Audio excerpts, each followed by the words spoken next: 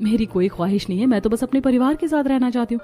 आप इस वक्त मेरा नहीं बल्कि माँ जी और पापा जी का सोचे। वो अकेले रह जाएंगे और भगवान ना करे पीठ पीछे कोई मुसीबत आ पड़ी तो फिर क्या करेंगे।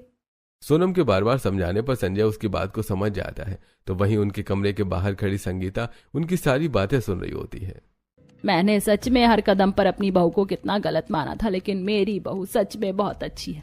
हे भगवान, अगर अगला जन्म होता है तो मुझे हर जन्म में ऐसी ही बहू देना, और मुझे ही क्यों, काश हर किसी को ऐसी ही बहू मिले।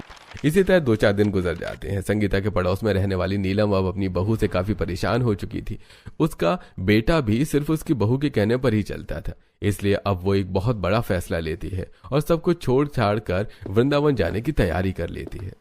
मुझे तुम्हारी बहुत याद आएगी। मैं जब वृंदावन आऊंगी ना तो तुमसे जरूर मिलूंगी। मुझे भी तुम्हारी बहुत याद आएगी। कम से कम अब जीवन के आखिरी कुछ पल तो मैं सुकून से गुजारूं।